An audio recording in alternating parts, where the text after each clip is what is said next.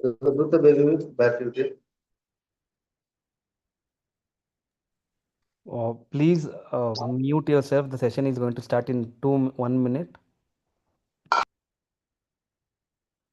Put the baby with back to it.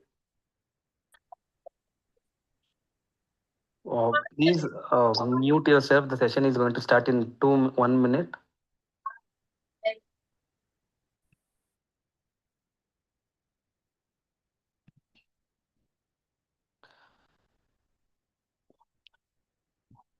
Good evening to each and everyone over here. I am thrilled to welcome you all for today's information webinar on an overview on menstrual disorders.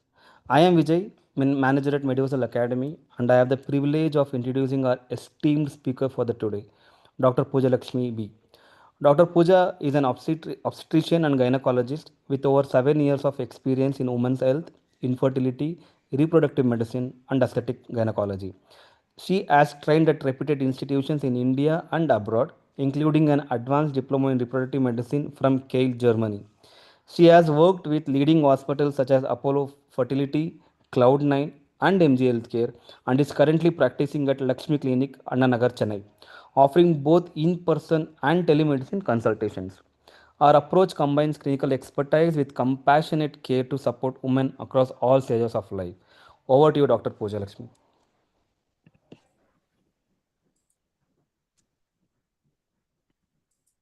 Uh, can you please enable my video? Yeah, 1 second, doctor. You can enable now. Thank you for the warm welcome. Very good evening to everybody. So the topic for today is an overview of menstrual disorders. Hope my video and audio is clear. Yes, doctor, yes. Yeah, okay. I'll start now.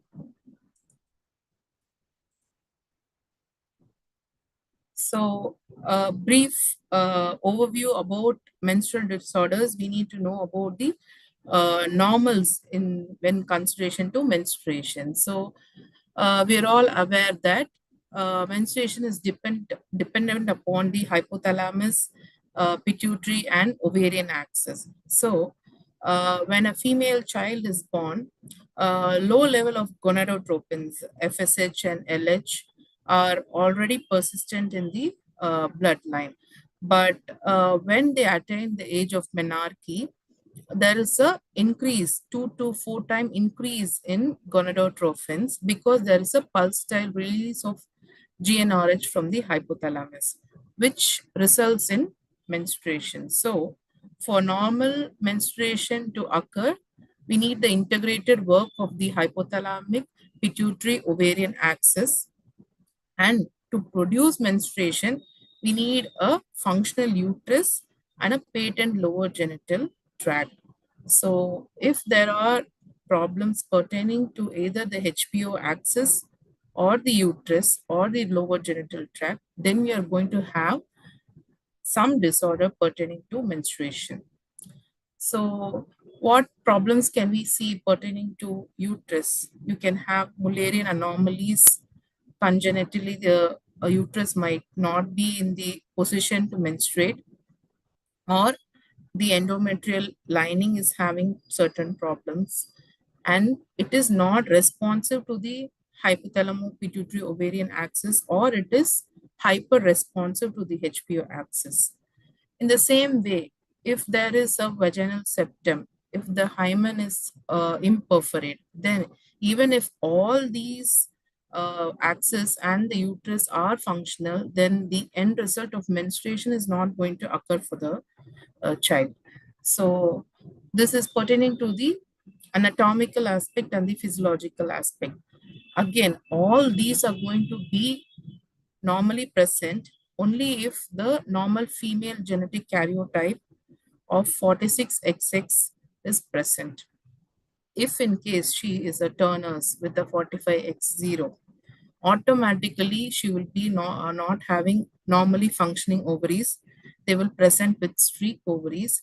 And again, even if the hypothalamic pituitary function is okay, The ovaries are not going to respond and produce hormones which will act on the uterus to produce normal menstruation. So how can we say abnormal menstruation will be related to some disorder? Not always. Certain times, abnormal menstruation can be a very minor issue. There can be a cervical erosion, very local infection that can present as abnormal bleeding, or it can also indicate the starting point of a very major pelvic pathology. So what is the criteria to call it a normal menstruation is, in a normal healthy woman, menarche, the onset of menstruation happens between 10 to 16 years of age, and the mean age being 12.5 years of age. So something that is happening before is precocious, and something which is not occurring even after the age of 16 years is mostly primary amenorrhea. And average rhythm ranges between 28 days cycle with plus or minus of 7 days, which is acceptable.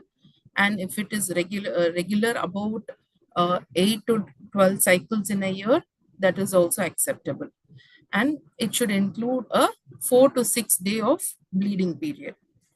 The normal menstrual blood loss should range only between 50 to 80 ml, the quantity.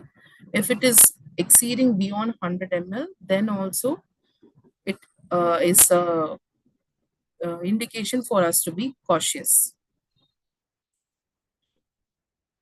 So we have heard of certain terminologies earlier, like oligomenorrhea, menorrhagia, or dysfunctional uterine bleeding.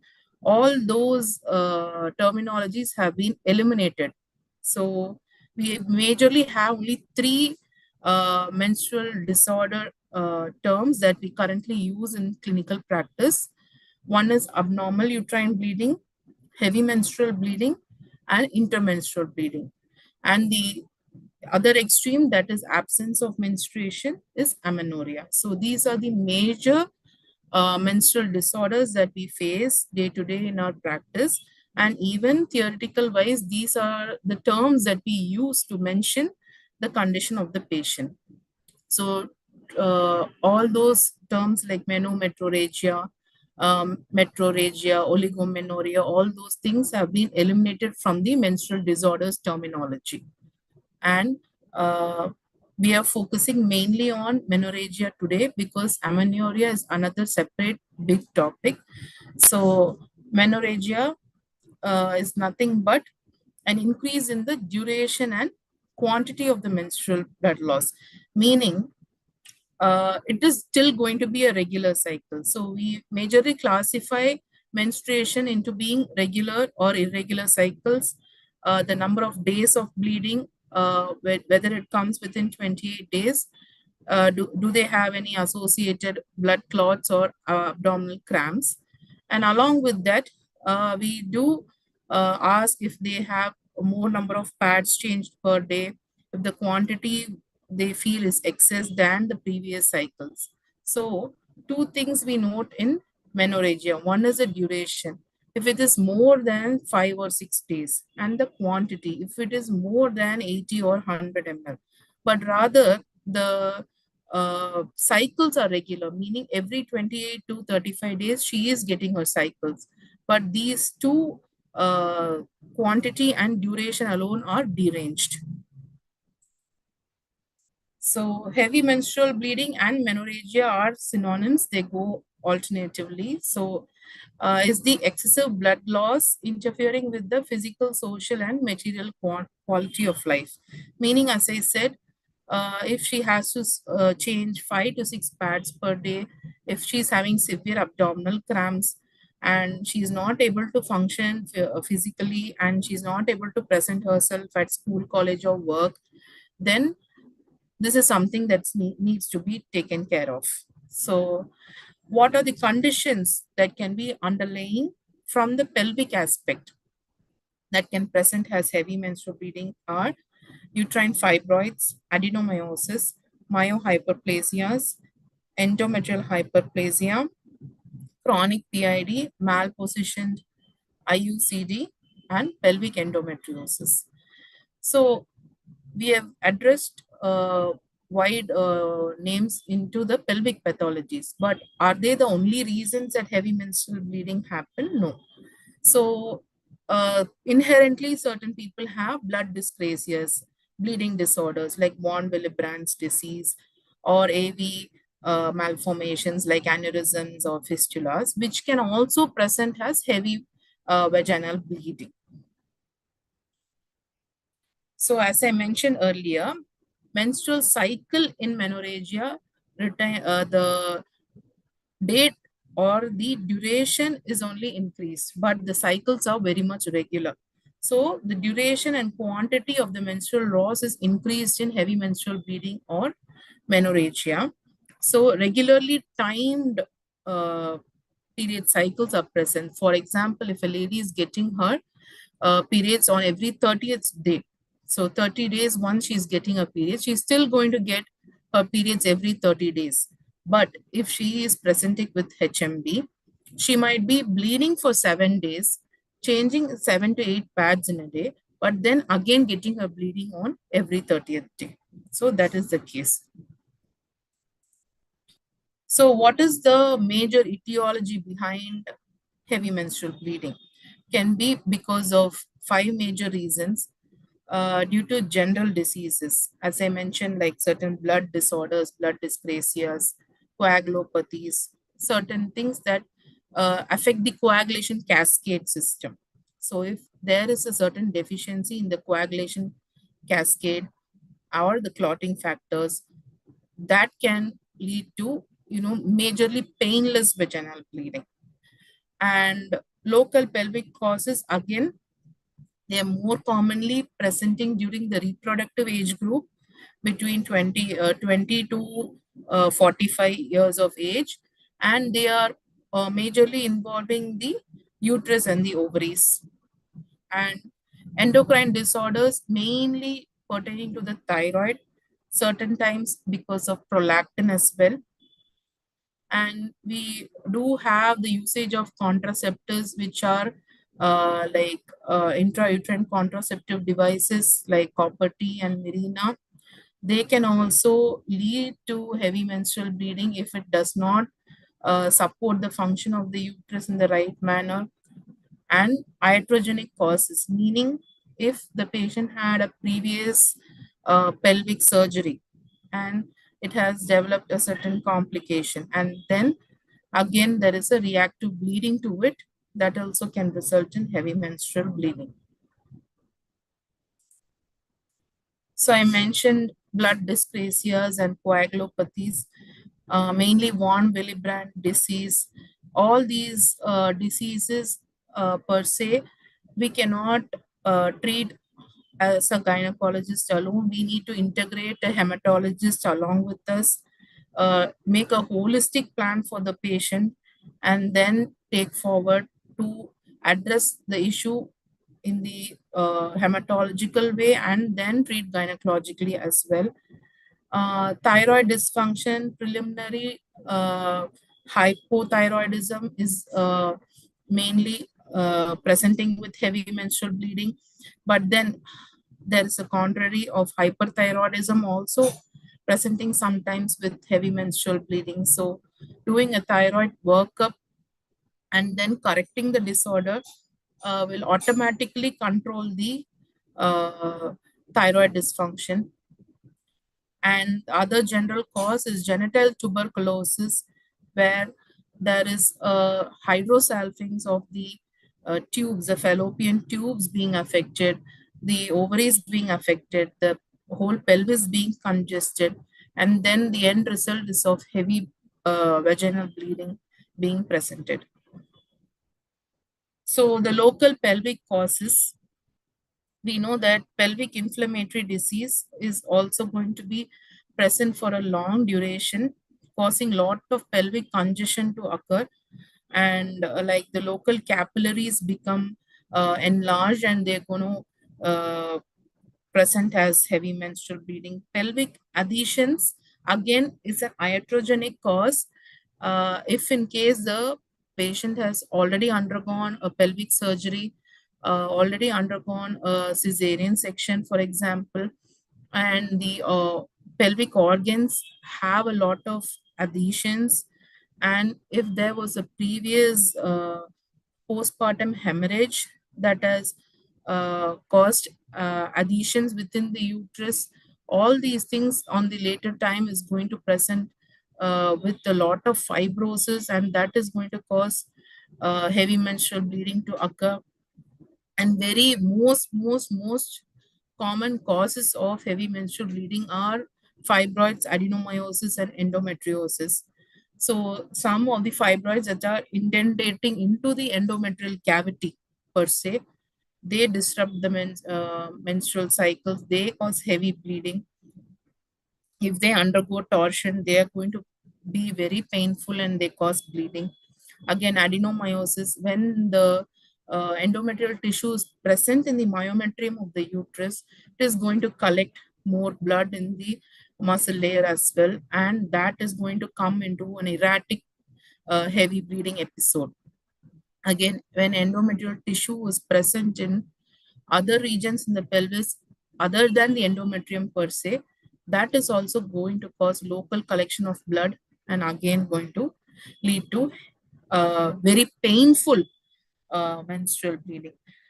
Whereas the blood dyscrasias, the thyroid dysfunctions, all those things might cause a very painless bleeding, but all these local pelvic causes are going to cause severe cramping, severe pain, passage of heavy clots, and they're going to have a hard time sitting in their workplace or study place, and they're not able to function normally. That is the hindrance that these pelvic causes are going to cause.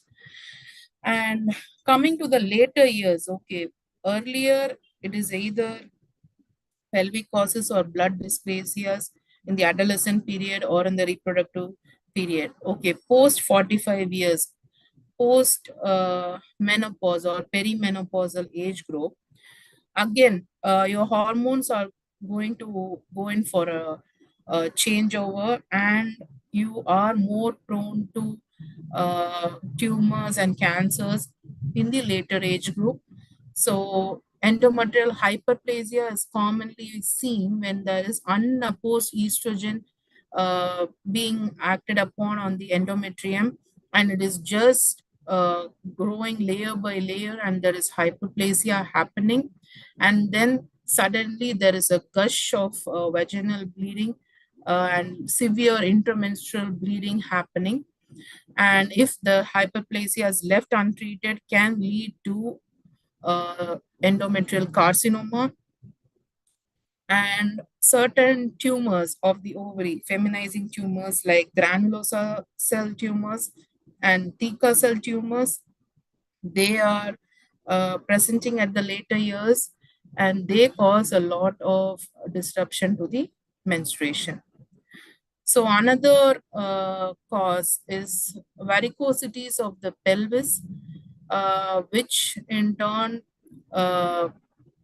disrupt the physiological functioning of the endometrium, and again cause erratic bleeding episodes leading to heavy menstrual bleeding. So we had another etiology, which is contraceptive use. Three main things that affect the normal menstruation and can be controlled to a certain extent is IUCD. In case the woman has been uh, put on a copper T or a Mirena, and it has undergone a malpositioning. So it is not having the normal position inside the endometrial cavity inside the uterus. If it has perforated into the endometrium, all these things are going to present again with heavy menstrual bleeding. And the simple solution of removing the IUCD itself is going to give so much of relief to the woman.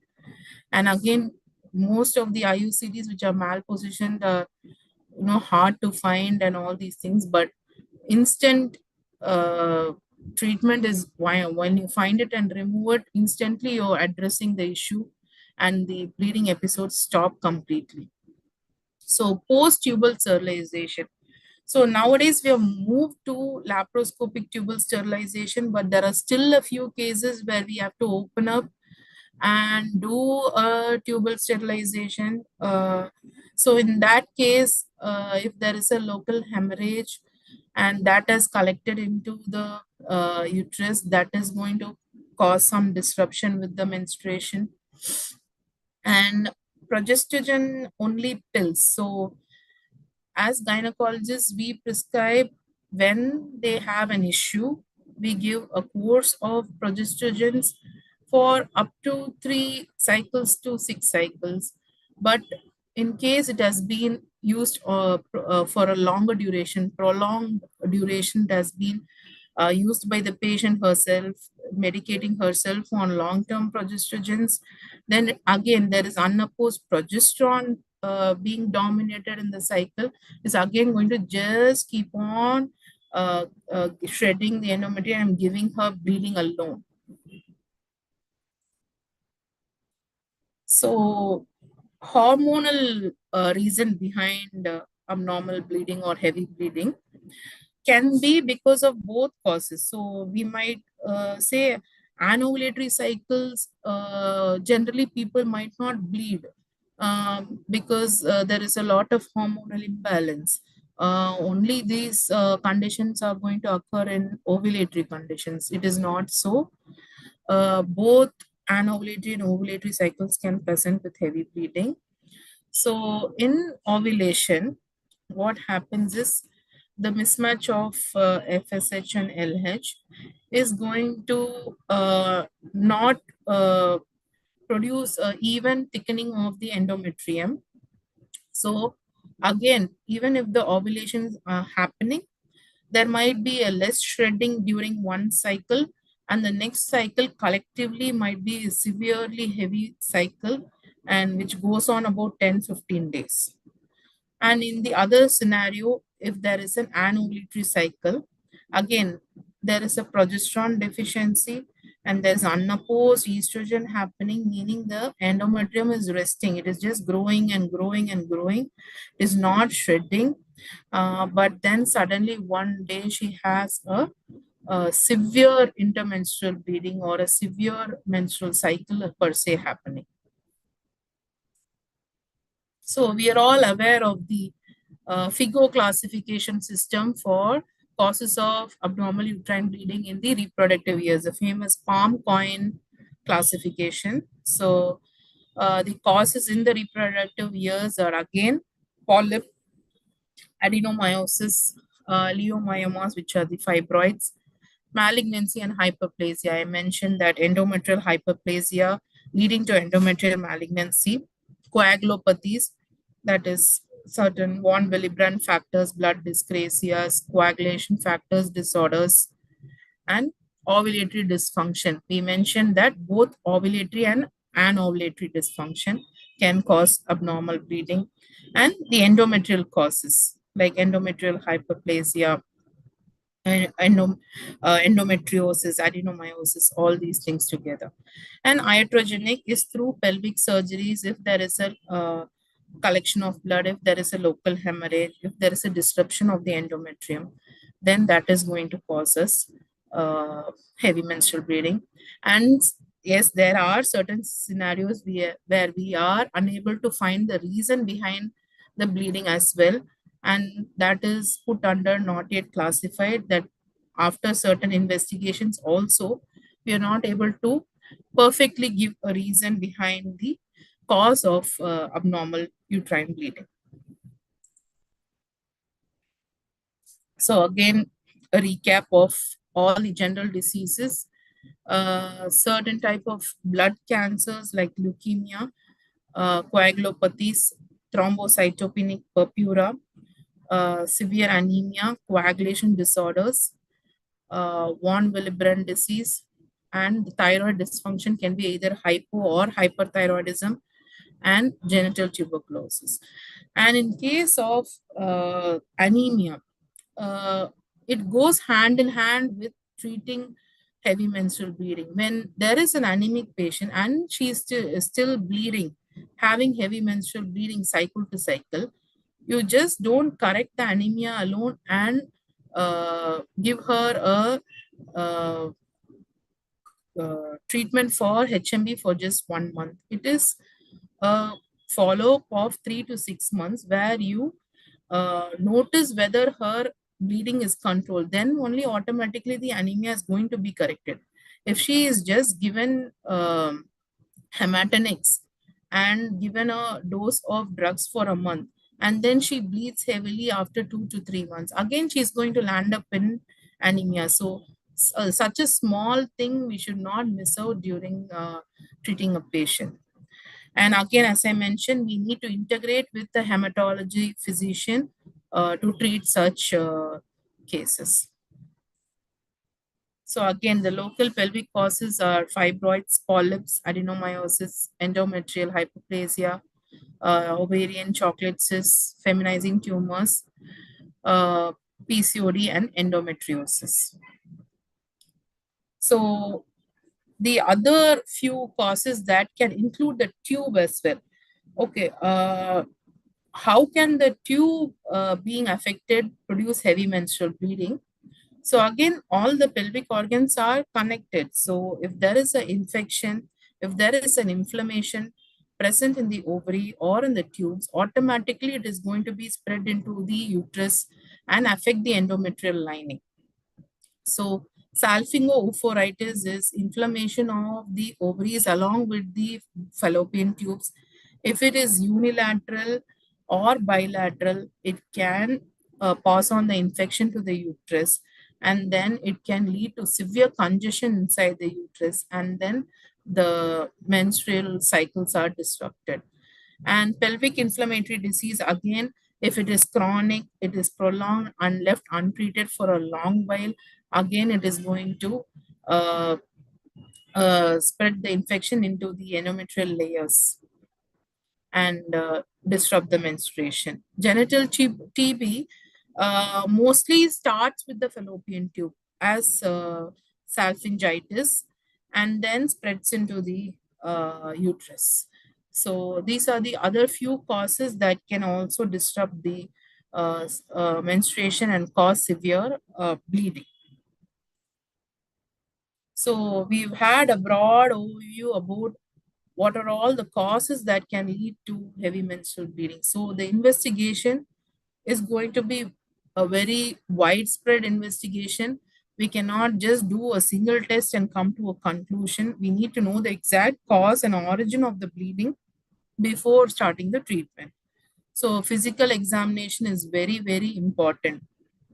So we do a basic per abdomen, per vaginal and a per speculum examination to see if anything feels different or any other cervical motion tenderness or anything that can be detected on a physical examination can give us a big clue.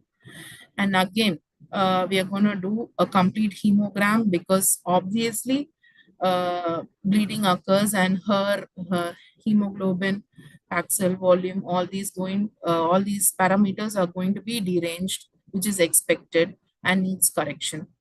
And thyroid profile to see if it is a thyroid disorder that is causing this heavy menstrual bleeding to occur. And a simple correction with medication will automatically correct her cycles and ease her out of this pain. And the most important vital investigation that we are going to do is a pelvic ultrasound, which is going to give us a clear picture what is happening inside the uterus, how are the tubes, how are the ovaries.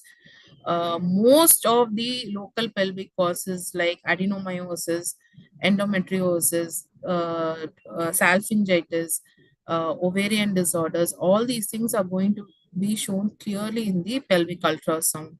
And the next course of treatment can be easily based on the pelvic ultrasound itself. We don't have to investigate so much further.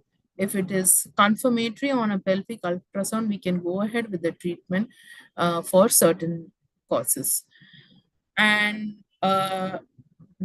endometrial tissue sampling by DNC. So there are two ways of doing an endometrial tissue sampling. So if you feel the bleeding is from the endometrium per se, or there is a disorder pertaining to the endometrium per se, then we take a small tissue out of the endometrium, send it for cytological and histopathological examination. So one is done at the OPD as an office procedure using a PIPPEL. So it is called a PIPPEL endometrial biopsy. In case there is a difficulty in doing that, if she had multiple pelvic surgeries, if she had more than one or two LSCs, and there are a lot of adhesions towards the uterus and the pelvis, then it is better to do it as a theta procedure where we do a dilatation and curate out the endometrial sample and do the same cytological evaluation. So if the local pelvic cause is identified through this, then it is another easier way to diagnose the reason behind the abnormal uterine bleeding. So that is one. And diagnostic hysterectomy, and there is diagnostic laparoscopy. So laparoscopy again is done when you're still not having a clear picture from where the origin is, and you want to examine the tube, the ovaries, and the uterus from above.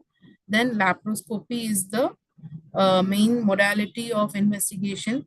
There is hysteroscopy where we go through the uterus and look into the endometrial cavity of the uterus. That is very useful in cases like endometriosis, adhesions, and polyps, where we get a very quick diagnosis that the pathology is within the uterus, and a small procedure there itself will clear up the pathology at that minute. And diagnostic hysterectomy is the last stage of diagnosis where we want to really make a diagnosis that the uterus is the cause behind this, and we do not use this as a regular mainstay of investigation.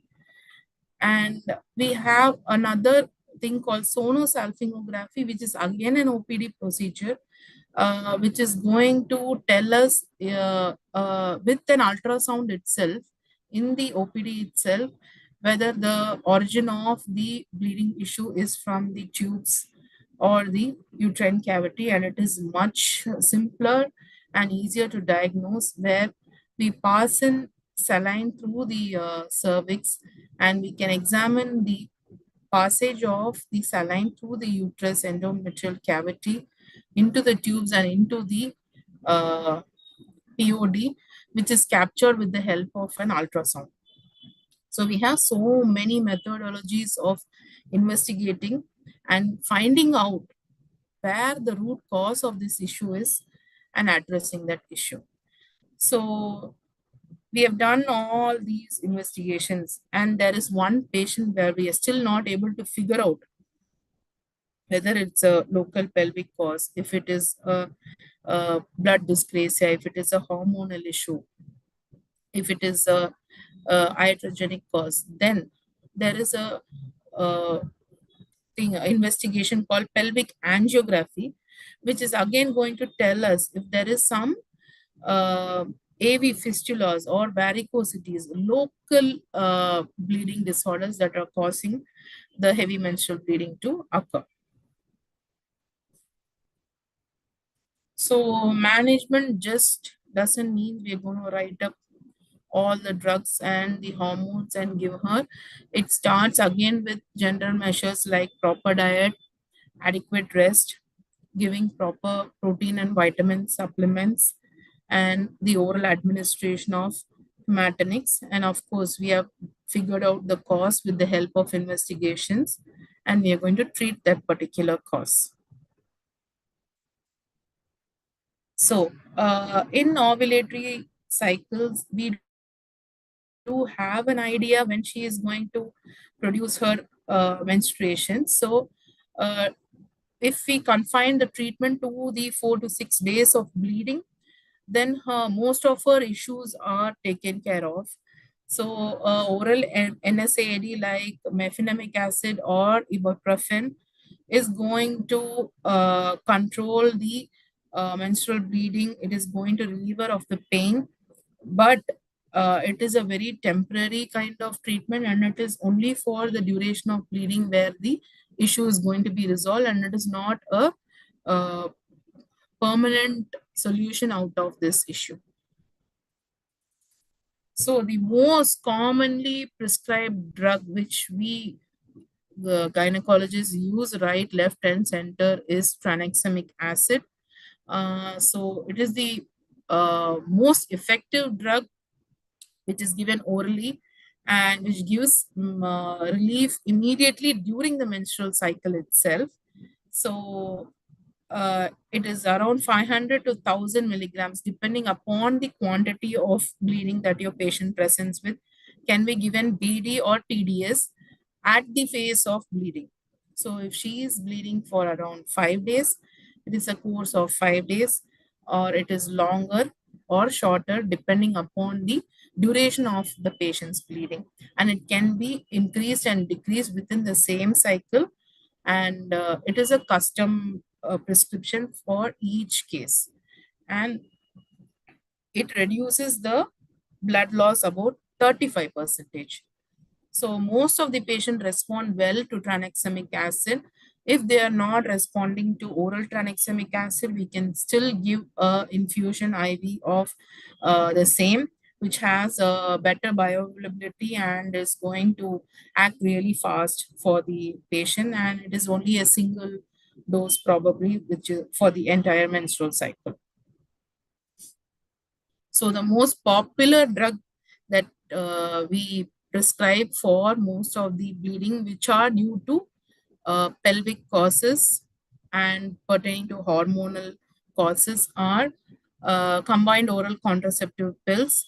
So the combination of ethinyl estradiol and progesterone around 20 to 30 micrograms, which is a low dose when compared to other progesterone only pills. This has a very low dose of both the hormones combined together, and mostly it is a 3 monthly course. We are aware it is a 21-day pill of both combined, and it is given from the 5th day of their menstrual cycle and continued for 21 days and then stop. And it is mostly prescribed for a period of 3 months to lower the effects of the internal hormones that are produced by the body and regularize the dosage of hormones given to her over a period of 3 months, so that the endometrium learns to abide to a normal bleeding rather than a heavy bleeding. So this does come with certain side effects like nausea, headache, hypertension, and hyperglycemia. On long-term use, more number of years of use of contraceptives, they may result in thrombosis and venous thromboembolisms happening, and they can present with liver and gallbladder diseases. And if it is exceeding more than 3 to 5 years of usage, then it can pronounce the patient towards breast cancer as well.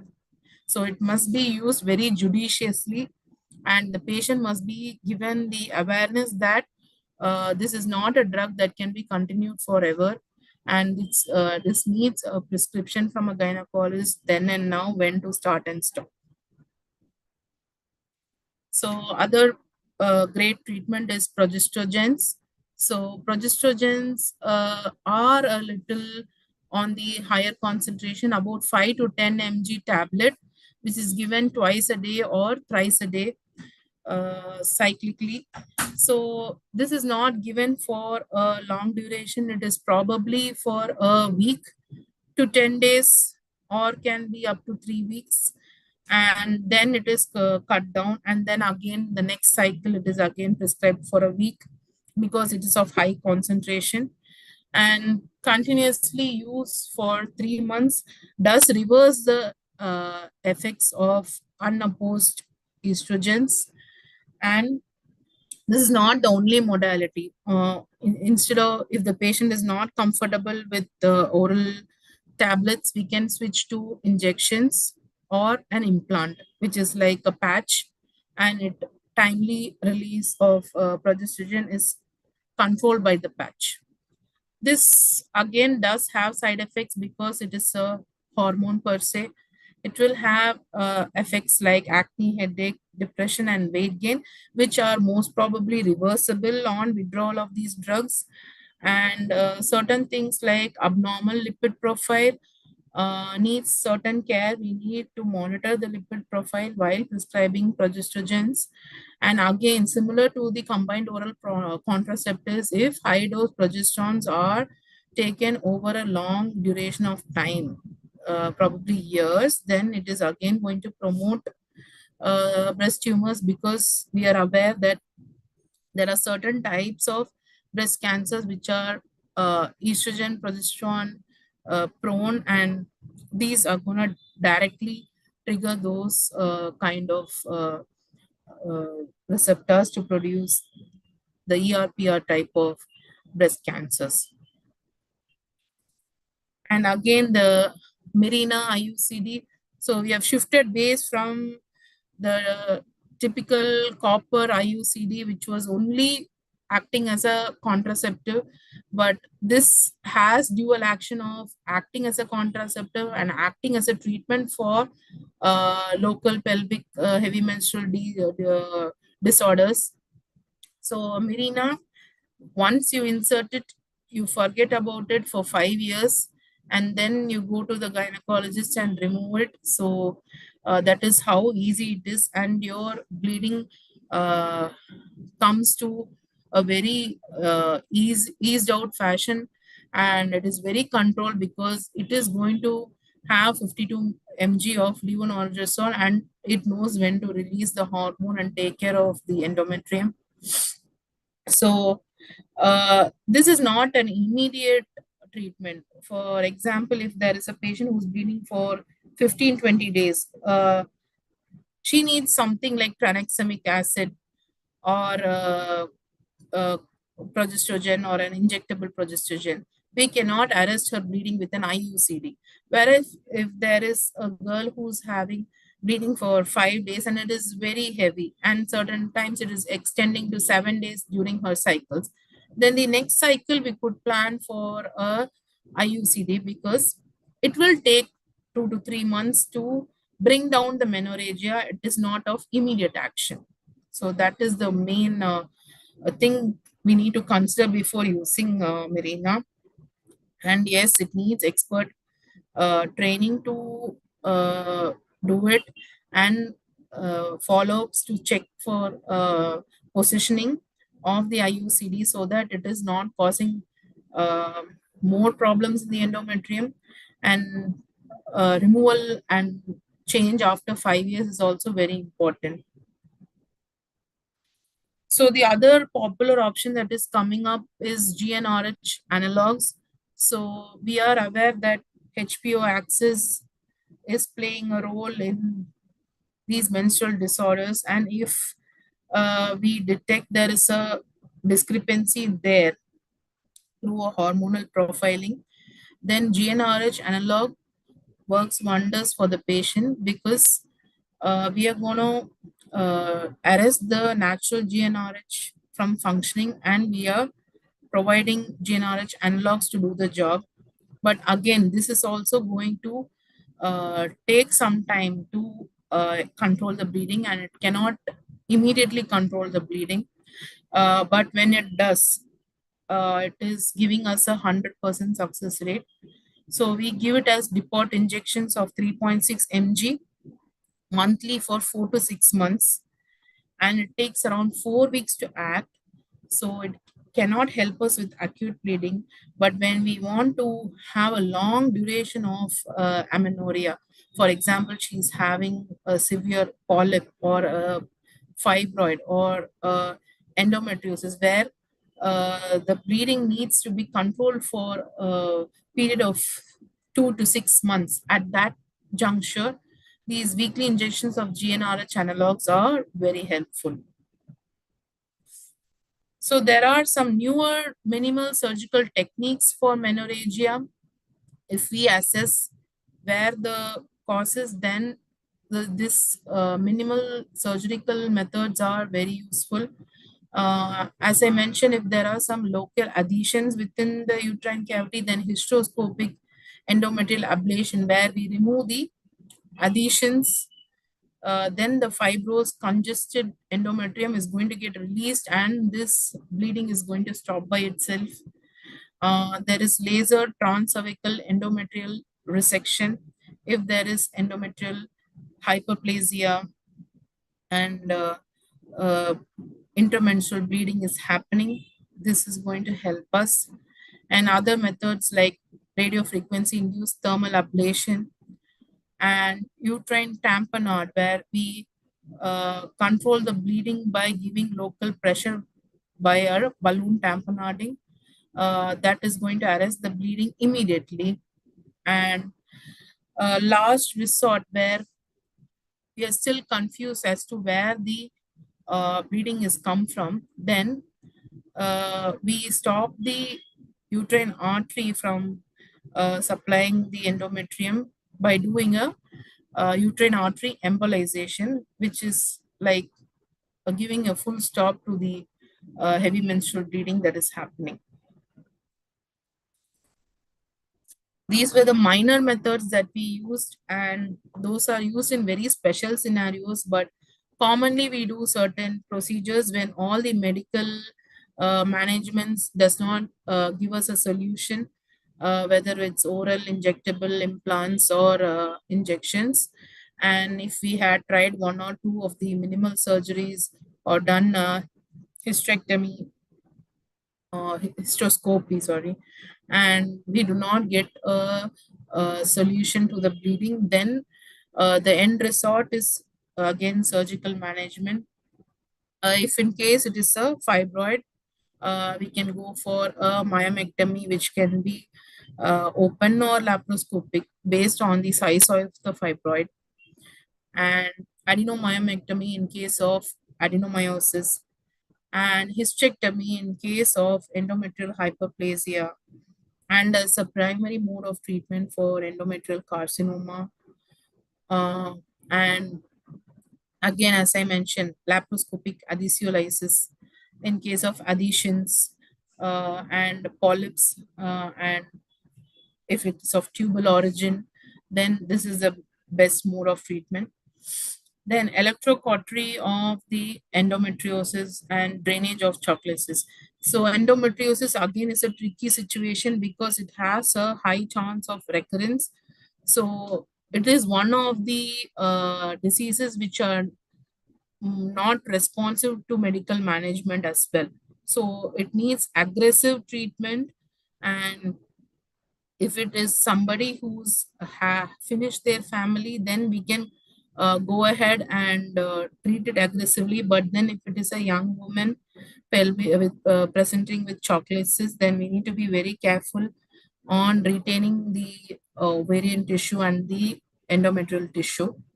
Otherwise, if there is a chocolate cyst in the ovary, just draining out the cyst alone and saving the remaining stroma of the ovary.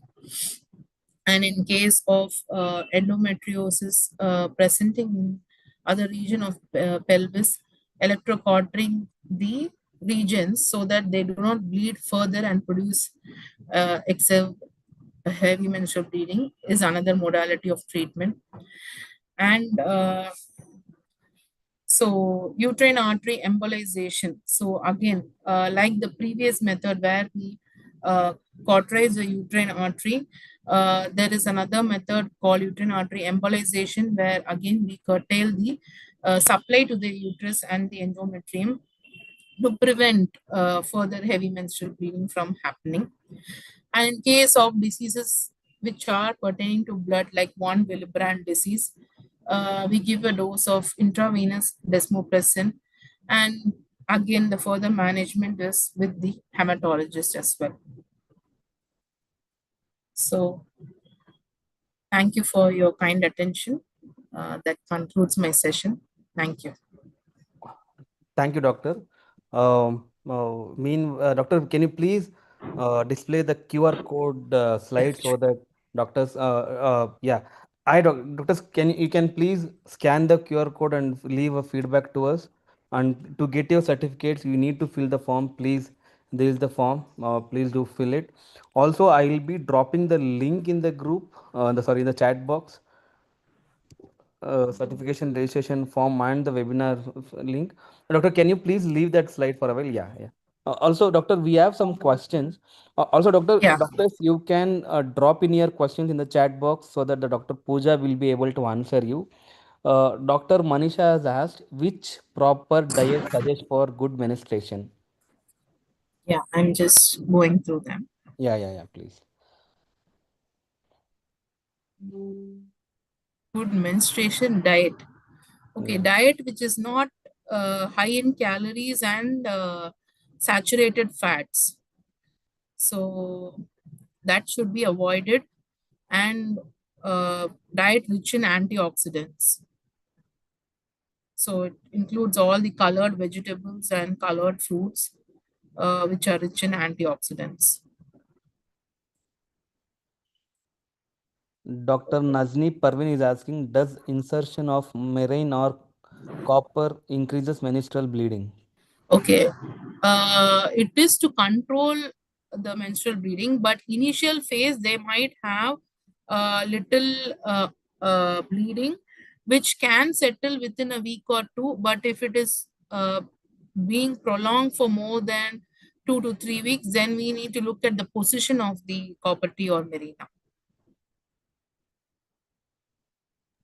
The next question is, Satish is asking, can you please highlight the hormonal treatment once again? Okay. Hormonal treatment for which condition? Oh, it is not mentioned here. Satish, if you want, Yeah, can you you, mean the combined oral contraceptives? oh, Satish, if you are in the webinar, please. Yes, yes, Okay. Satish, yes. Yeah. So again, combined oral contraceptives is very good for acute bleeding. So a combination of ethinyl estradiol and one of the newer generation progesterone. So in low doses for 21 days. So we can use it for 1 to 3 cycles. That is 1 to 3 months, and then withdraw and see.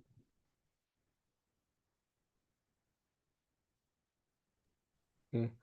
Um, Dr. Vijay says thank you, Dr. Vijay. Dr. Aj Katka is saying thank you.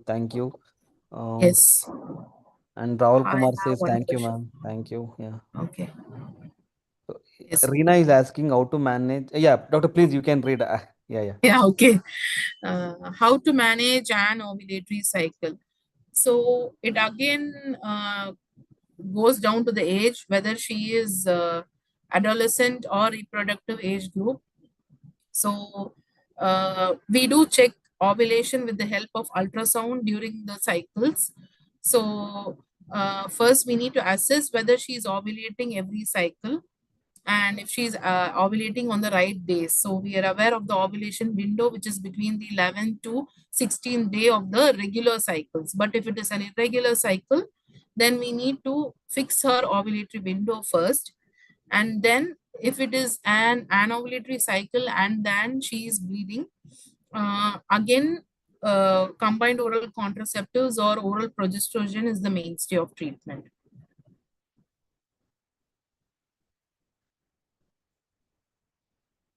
Yeah. So I think that answers Reena's question. Uh, there was a question on how to reduce menstrual cramps. Okay, menstrual cramps, mefenamic acid, NSAIDs can be used, or ibuprofen can be given orally. If they are not responding to that, there is another group of drugs called rotavirin, which will really bring down the cramps. If given on day 1, then day 2, day 3, they do not have cramps at all. duration of hormonal therapy depends on patient to patient. If they respond well within 3 months, then that is more than enough. Maximum we can stretch it to 6 months. In more cases, we can use up to 1 year, but by that time, the patient is also impatient. So we can move to minimally invasive techniques as well to control the bleeding. Oral treatment of chocolate cyst. Endometriosis, I told you again, it is chocolate cyst is endometriosis in the ovary. So it is not very, very responsive to oral treatment. And if it is symptomatic to her and it is creating a lot of trouble, it is better to drain the chocolate cyst rather than wait. It is the best treatment. And if it is in the reproductive age group, a natural treatment is getting pregnant because pregnancy is going to curtail the hormone supplying the chocolate cyst and focus on the fetus. So the symptoms of endometriosis and the size of the chocolate cyst will come down with pregnancy if she is in the reproductive age group. Otherwise, going for a drainage is better. Can I unmute myself? Okay, Naya. Yes, you can unmute now. You can unmute and talk Okay. to the doctor. Okay. Good evening. How are Good you? evening. Hope you're I'm doing well. So yeah. there was one question. So I had asked that how to relieve the menstrual cramps, but Yeah. by not medication view, Hmm. by a view of rather than a medication. Because Otherwise, yeah, medication के सिवाय okay. Meaning, like you have cramps during your periods. What do you do? I have Without a excessive okay, cramps, and actually there is a one painkiller known as Diclo, and diclofenac. I have basically a painkiller allergist. Okay, So what can I do rather than that painkillers and analgesia? Rather than that, what can I do? okay. Uh, you can have certain supplements not only during the periods but during the Okay. entire month, which is vitamin E. Hmm. Okay, vitamin E on a regular basis, Okay. and you can use hot fomentation during your cramps. Okay. Do mild stretches. Hmm. And Drotavirin is a very safe antispasmodic that will help you during your cramps. Okay, and there was Yeah. one second question also. So, as Yes. my age is 22 and it will be 23, Okay. so which kind of the taste for gynec which I prefer during my 23? Which kind of? Medical taste should I Oh, all do right. in Okay. my Okay. huh. You can do a normal transabdominal scan, Hmm. uh, ultrasound of the abdomen and pelvis. Hmm. Do a complete hemogram with CBC and everything. Do a thyroid profile, lipid profile, and you can also check on your serum AMH to see your ovulatory capacity. Okay. Yeah. Thank you, ma'am. Thank you. Thank you. Yes. What is the best medicine for prolonging MC? What is MC? Menstrual cycle? What is the best method of contraceptive who are allergic to IUCD? Uh, if they have completed the family, they can go for laparoscopic sterilization.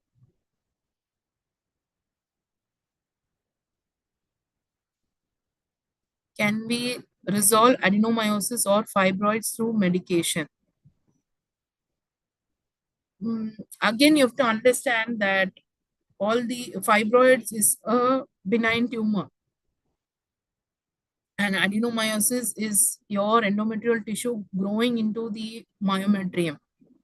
How much ever we try to give oral medication, it can curtail the symptoms. If you're symptomatic with adenomyosis and fibroids and you're unresponsive to treatment, then it is better to go ahead with surgery and resolve the issue. rather than prolonging it with medical treatment. It is again going to increase in size. It is going to cause torsion. It is going to cause more problems if left inside. Early menstruation causes in age group 9 years. That is one separate class called precocious puberty with primary amenorrhea. Lot of causes and mainly genetic causes.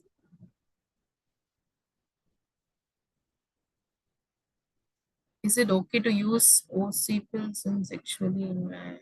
Yeah, definitely we can use. We are using as young as 19 years and 20 years. We are using combined oral contraceptives. Spoon tablet from there will be nausea, headache later, and they cycles heavy bleeding. What will be the reason? What makes it happen? Okay, those symptoms might be there initially when they're taking, and the body will get adjusted to it uh, after a few days, and then anyways we are going to withdraw it after 3 months. So these are all temporary symptoms that they have. Treatment for prolonging period. You prolonging meaning you. I don't understand your question, Zia. If patient with PCOS, obesity, menorrhagia has started on metformin, indirect effect on reducing menorrhagia through insulin estrogen axis. Again, PCOS is going to produce present with insulin resistance. So even if the body is producing insulin, it is not going to enter into the cells and produce adequate glucose for the axis to work. So that is the way that metformin is going to control these things and lower the insulin resistance.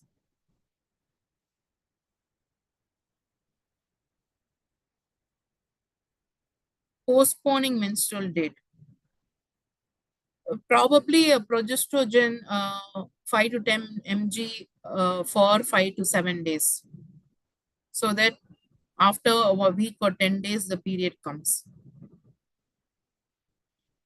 Okay.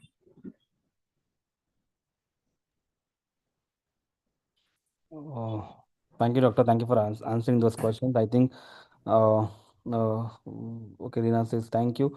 I think the questions are ended. We can move into the next section. Doctors, please do fill the form, and the certificates will be sent to you by next 3 working days. And thank you so much. Great, great. Done. Great. So yeah, before we conclude, I would love to thank you, Dr. Pooja, and because the session was so insightful, and I personally learned a great deal. I'm sure all the doctors here would completely agree with my statement. On behalf of everyone, I extend my sincere gratitude to Dr. Pooja. Thank you so much, doctor. Thank you for joining on Saturday evening and guiding us through and shedding a lot of light in this particular topic. Um, uh, Thank you all for joining us today. We hope you found this webinar informative and valuable. If you have any further questions or would like to more information, feel free to reach out to us. I will be dropping your social media channels. Please do follow on us on social media to stay updated on all our upcoming uh, webinars and activities. We are coming up with a lot of activities in a month or two, and we have new webinars planned up. So please do follow our social media and do we want frequent lectures. Sure, sure, Sridharan. Sure, we are working on it. We are working on it. We also are bringing up with something called e-learning portal. We will be announcing it very soon, which is really helpful for all the doctors with respect to webinars and certificates. We will keep you posted. Please do follow us on social media. Mediversal Academy is here to help the community, to build the community, and we are here to do anything it takes with respect to learning. Happy learning to you all. For further details about Mediversal Academy, please go to our website. I am dropping our website address. If you need anything, you can reach out to us in this website. Please access Mediversal. Sorry, 1 second. www.mediversal.co.in. Yeah, you can head out to our website. You can know more about us.